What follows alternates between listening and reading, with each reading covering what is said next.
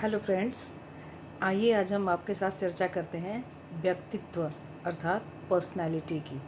Personality क्या है?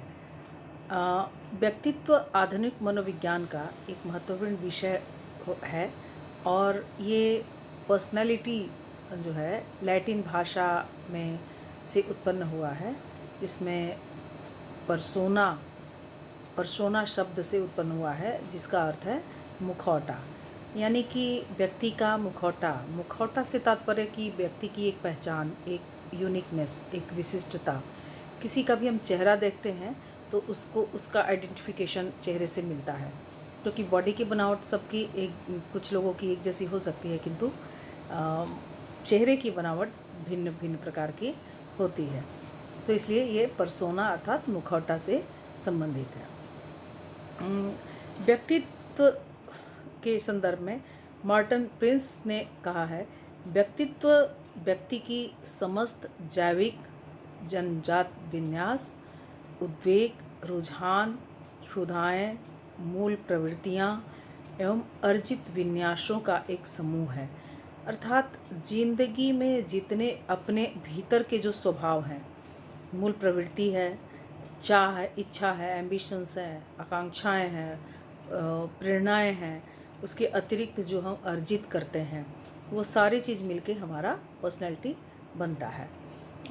व्यक्तित्व के निर्धारक तत्व कौन कौन से हैं, थोड़ा इस पे चर्चा कर लें। तो सबसे पहले हम कैसे हमारा निर्माण होता है, जैविक, वंशानुगत या हेरिडिटी से। तो हेरिडिटी में क्या क्या चीज़ें आती हैं, जो माता पिता से हमें मिलता है। माता पिता में जितने गुण होते हैं वो उसमें से बहुत सारे गुण व्यक्ति में आ जाते हैं, और हमारी बॉडी की बनावट, हमारा चेहरा, हमारे बाल, हमारी आँखें, हमारे चलने का ढंग, ये सब हमें वंशानुगत रूप से मिलता है। और आनुवंशिकता के अंतर्गत और भी बहुत सारी चीज़ें आती हैं, गुणसूत्रों के माध्यम से, क्रोमोसोम्स के माध्यम से, और उसके अंतर्गत कई बार बीमारियों को भी ऐसा माना जाता है कि वो भी ट्रांसफ़र जैविक रूप से होता है। जैसे आज के समय में आप डॉक्टर को कभी भी संपर्क करें तो अगर शुगर का कोई शक संदेह है तो डॉक्टर सबसे पहला सवाल करते हैं कि माता पिता या दादा दादी या नाना नानी को क्या आपके शुगर था। तो अर्थात कि कहीं ना कहीं जो अपने खून के रिश्ते में किसी को कोई बड़ी बीमारी है तो संभव है कि वो 60% चांस होते हैं कि वो उसका ट्रांसफ़र व्यक्ति में, मतलब हेरिडिटी के रूप में वो आ सकता है। लेकिन ऐसा निश्चित नहीं है कि वो निश्चित रूप से आएगा ही, ऐसा कोई निश्चित नहीं है। शरीर का रूपांतरण खान पान और जीवन शैली से भी होता है। तो उसके अलावा एक तत्व है अंतःस्रावी ग्रंथियाँ, ग्लैंड्स, जिसके अनुसार हमारे बॉडी में भिन्न भिन्न प्रकार के सेक्रेशन होते हैं, और उसके अनुसार हमारी इच्छाएं और हमारे विचार आदि बदलते रहते हैं। उसके अनुसार हमारा विकास होता है, वृद्धि होती है। विभिन्न प्रकार की ग्रंथियाँ जो स्राव करती हैं, उसके अनुसार हमारा भिन्न भिन्न प्रकार के विकास के लिए वो आवश्यक एक महत्वपूर्ण रोल अदा करता है। इसके अलावा तीसरा जो तत्व है वो है पर्यावरण। पर्यावरण, आसपास का वातावरण से भी व्यक्तित्व का निर्माण होता है। आसपास का के वातावरण में सबसे पहले हम देखें तो फैमिली हो गया, अपने परिवार में कैसा वातावरण है उसके अनुसार आदमी के विचार भावनाएं बदलती हैं, बनती हैं। उसके अलावा पड़ोस हो गया, समाज हो गया। उसके अतिरिक्त जब हम बच्चा स्कूल जाता है, उसके अलावा संगठन संस्थाओं से जुड़ता है, तो उसके अनुसार व्यक्ति का व्यक्तित्व का निर्माण होता रहता है। अब हम चर्चा करते हैं थियरी ऑफ पर्सनैलिटी। कितने प्रकार की थियरीज वैज्ञानिकों ने, साइकोलॉजिस्ट ने दी है। थोड़ा सा हम उस पर देखें तो साइको एनालिटिकल थियरी फ्रॉइड के द्वारा दी गई है। उन्होंने व्यक्तित्व के 5 स्टेजेस में बांटा है: oral stage, anal stage, phallic stage, latency stage और जेनेटिकल स्टेज। इसको भिन्न भिन्न अलग अलग व्यक्ति जैसे जैसे विकास होता है वैसे वैसे विचारधारा बनती है, और व्यक्ति का अलग अलग स्टेज में अलग अलग तरीके का विकास होता है। लेकिन कुछ चीज़ें जो मूल प्रवृत्ति में होती हैं, उन्होंने मूल प्रवृत्ति के बारे में कहा है कि व्यक्ति के अंदर एक या तो लाइफ इंस्टिंक्ट होता है या डेथ इंस्टिंक्ट होता है। लाइफ इंस्टिंक्ट में व्यक्ति सकारात्मक होता है, आशावान होता है। डेथ इंस्टिंक्ट में व्यक्ति नकारात्मक, निराशावादी होता है। उसके अतिरिक्त उन्होंने ईट, ईगो, सुपर ईगो की बात की है, जिसमें ईट यानी इदम, इदम यानी जब व्यक्ति अपने क्षणिक सुखों की पूर्ति करता है तो उसे ईट कहते हैं। ईगो अर्थात वास्तविकता के साथ जीना, व्यक्ति अपने आप को पहचानता है, अपना आइडेंटिफिकेशन के साथ आगे बढ़ता है तो ईगो। और सुपर ईगो अर्थात सामाजिक मूल्यों और आदर्शों की बात जब करता है, उसके अनुसार व्यवहार करता है तो वो सुपर ईगो होता है। और ईगो जो है इन दोनों के बीच में बैलेंस करने का काम करता है। इसके अतिरिक्त इन्होंने माइंड के स्ट्रक्चर की भी बात की है, जिसमें इन्होंने कॉन्शियस, सब कॉन्शियस, ऑन कॉन्शियस के संदर्भ में चर्चाएं की हैं। कॉन्शियस जिसमें व्यक्ति चेतन अवस्था में रहता है, वर्तमान में जीता है और वर्तमान में जो दिखता है, समझ में आता है, उसका व्यवहार करता है। सब कॉन्शियस अर्थात कभी भी थोड़ी देर के लिए कुछ भूल जाए लेकिन वो माइंड में कहीं ना कहीं रहता है। और अनकॉन्शियस का मतलब कि जो दमित इच्छाएँ, दमित अवस्थाएँ, दमित जो कोई ऐसी घटना जो कि दिमाग में रह जाती है और उसका स्थान इनके अनुसार माइंड के स्ट्रक्चर में सबसे बड़ा है और वो उसके अनुसार समय समय पर आदमी व्यवहार करता है। और कहते हैं कि उसका बैलेंस होना बहुत ज़रूरी है, अन्यथा व्यक्ति विकृत भी हो सकता है। तो अनकॉन्शियस माइंड को संतुलित रखना भी बहुत ज़रूरी है फ्रॉइड के अनुसार।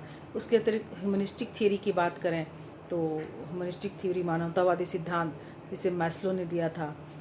अब्राहम मैस्लो के अनुसार इन्होंने भी 5 स्टेज बताए थे, जिसमें उन्होंने पहला स्टेज फिजिकल नीड बताया। और फिजिकल नीड में व्यक्ति भूख, प्यास, नींद, सेक्स की पूर्ति करने की अवस्था में पशुवत के समान होता है, किंतु इससे ऊपर उन्होंने सुरक्षा की नीड बताया, सम्मान की नीड बताया, बिलोंगिंगनेस की नीड बताई। और फिर उन्होंने सबसे अंतिम में सेल्फ एक्चुअलाइजेशन की बात की, जिसमें आत्मसिद्धि और आत्म प्रत्यक्षण की बात की। उसके अतिरिक्त उन्होंने बिहेवियरल थियरी की बात करें, वॉटसन ने इसको दिया है। तो बिहेवियरल थियरी में व्यक्ति का व्यवहारवाद, इन्होंने व्यवहारवाद को ज़्यादा प्रोत्साहित किया है और इनके अनुसार व्यक्ति सब कुछ लर्निंग और एक्सपीरियंस से सीखता है, ना कि जन्म से ही वो कुछ सीख के पैदा होता है। इसके अतिरिक्त हम कॉग्निटिव थियरी की बात करें, संज्ञानात्मक सिद्धांत की, तो जीन पियाजे ने संज्ञानात्मक सिद्धांत दिया था, जिसमें उन्होंने व्यक्ति के हर स्टेज की चर्चा की कि 0 से 2 ईयर, 2 से 7 ईयर, 7 से 12 ईयर और 12 से आगे उन्होंने कि कैसे व्यक्ति लर्न करता है, सीखता है। इन्होंने अपने 3 बच्चों पर, खुद के 3 बच्चों पर डायरी, एक एक दिन की हर एक्टिविटी की डायरी नोट करते थे। उसके अनुसार उन्होंने दुनिया को एक सिद्धांत दिया। उसके अतिरिक्त हम कहें तो ट्रेट की थियरी जो है, शील गुण का सिद्धांत अल्पोर्ट का, इसमें उन्होंने बताया कि मनुष्य के अंदर कुछ अंतर्निहित गुण लेकर वो पैदा होता है। मानव जाति में कुछ मानव के स्वरूप में अंतर्निहित कुछ क्षमताएं होती हैं, कुछ गुण होता है। इसके अतिरिक्त साइको सोशल थियरी जो एरिक्सन के द्वारा दी गई है, इन्होंने 8 स्टेज में अपने व्यक्तित्व के विकास की बातें बताई हैं और इन्होंने 2 भागों में पूरा व्यक्तित्व को बांटा है, एक सकारात्मक, एक नकारात्मक, जिसमें सकारात्मक रूप से बचपन में 0 से मतलब जन्म से लेकर आगे 1-2 तरह की बात आती है। अगर व्यक्ति सकारात्मक रूप से विकसित होता है तो आगे चल के वो सक्सेस, कॉन्फिडेंस डेवलप होता है, प्रॉब्लम सॉल्विंग अप्रोच के साथ जीता है और किसी भी चुनौतियों को स्वीकार करने के लिए तैयार रहता है। जबकि नकारात्मकता में अंत में जाके एक निराशा, एक असफल जीवन को वो जीता है और उपलब्धि प्राप्त नहीं कर पाता है। तो इस प्रकार हमने कुछ थियरी की बातें की। अब हम टाइप्स की बात करें तो इंट्रोवर्ट और एक्सट्रोवर्ट टाइप व्यक्ति होते हैं, एक अंतर्मुखी और एक बहिर्मुखी। अंतर्मुखी में व्यक्ति थोड़ा कम बोलता है, थोड़ा इसलिए वो ज़्यादा समझता है और अनुभव को अपने आगे बांटता है सोसाइटी में। एक्सट्रोवर्ट व्यक्ति ज़्यादा बोलता है, समाज के साथ शेयर करता है, हंसमुख होता है और दोनों के अपने अपने फ़ायदे हैं, अपने अपने नुकसान हैं। और नेगेटिव पॉजिटिव पर्सनैलिटी भी होती है, तो जिसको कि फ्रायड ने इंस्टिंक्ट में कहा है, लाइफ इंस्टिंक्ट और डेथ इंस्टिंक्ट। और इसके अतिरिक्त एक पॉजिटिव टाइप ऑफ पर्सनैलिटी की अगर बात करते हैं तो व्यक्ति एम्बिशियस होता है, महत्वाकांक्षी होता है, हाईली स्टेटस में जीने में विश्वास रखता है, संवेदनशील होता है, सेंसिटिव होता है, और एवरी मतलब हर परिस्थितियों का सामना करने के लिए वो तैयार रहता है। इसके अतिरिक्त पॉजिटिव थिंकिंग होती है, टाइम मैनेजमेंट होता है व्यक्ति में, और हेल्दी लाइफ जीने में विश्वास करता है। Quality of life, standard of living के बजाय क्वालिटी ऑफ लाइफ पर जोर रहता है, और एग्रेसिवनेस का अभाव पाया गया है। ऐसे लोगों में जो पॉजिटिव होते हैं उनमें एग्रेसिवनेस की कमी पाई जाती है। व्यक्ति क्रिएटिव होता है और हर क्षण को एंजॉय करता है, और हर रिस्क को एक्सेप्ट करता है, और हर फेल्योर से वो कुछ ना कुछ सीखता है। इसके अतिरिक्त नेगेटिव पर्सनालिटी में देखा जाए तो मतलब स्ट्रेस में व्यक्ति ज़्यादा रहता है, और किसी भी प्रॉब्लम को सॉल्व करने के लिए वो घबराहट में रहता है, और एग्रेसिवनेस बहुत ज़्यादा रहती है, और अपने सेल्फ को वो हमेशा डिस्ट्रॉय करता रहता है।